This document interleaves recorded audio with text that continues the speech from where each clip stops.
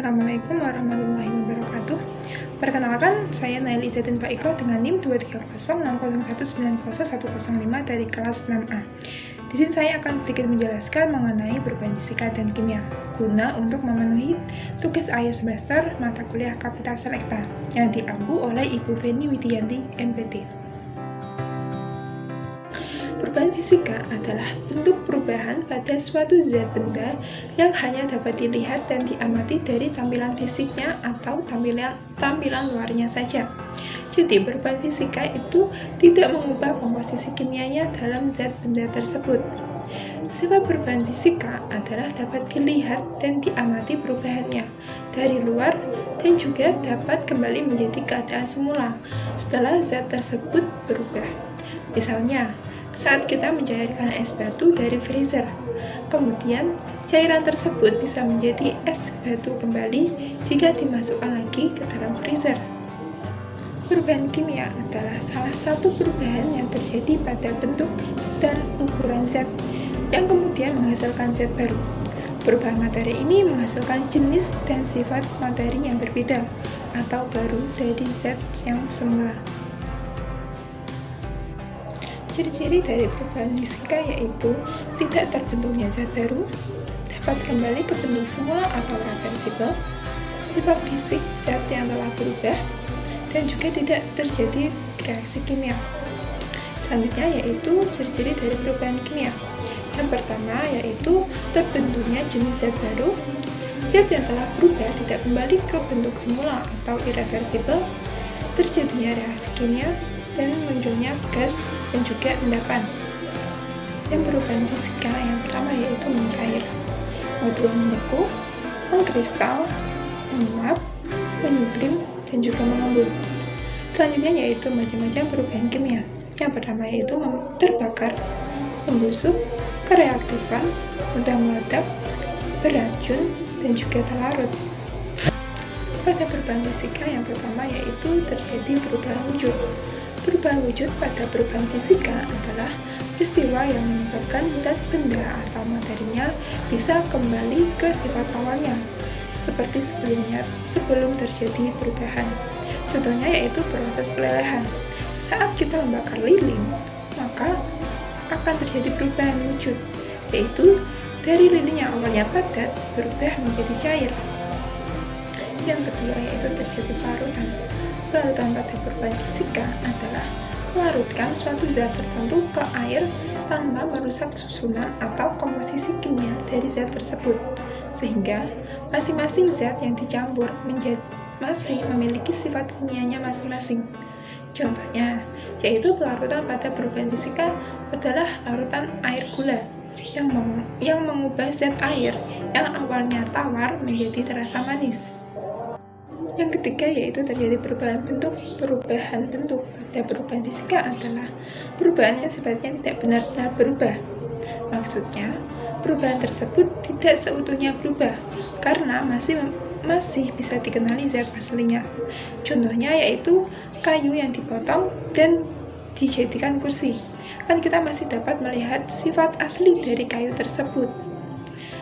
Nah, sifat-sifat fisika itu secara keseluruhan memiliki ciri khas, yakni menunjukkan keadaan suatu zat yang perubahan wujudnya dapat dilihat dan juga diamati dengan panca indera tanpa membutuhkan bantuan alat pembesar lainnya.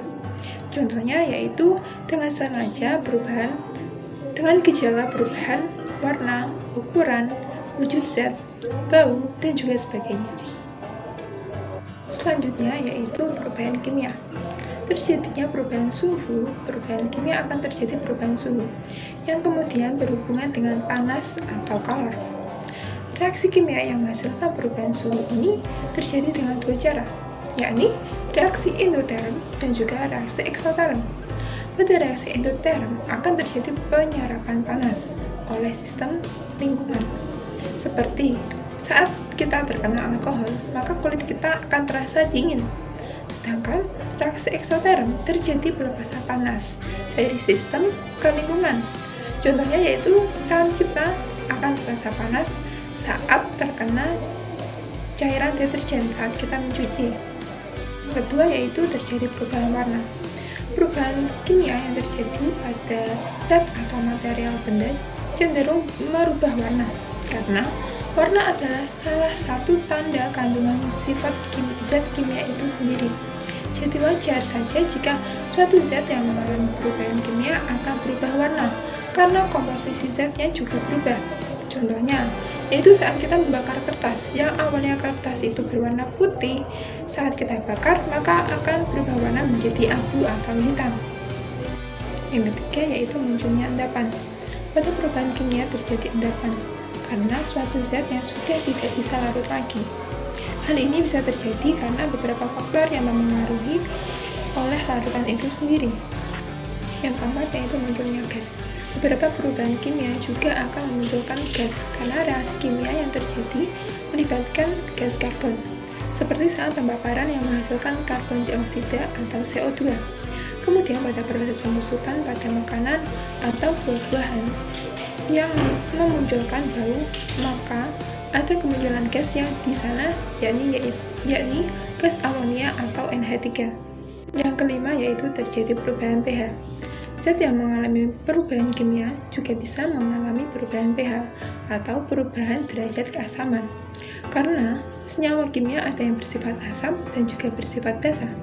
pH asam adalah kurang dari 7.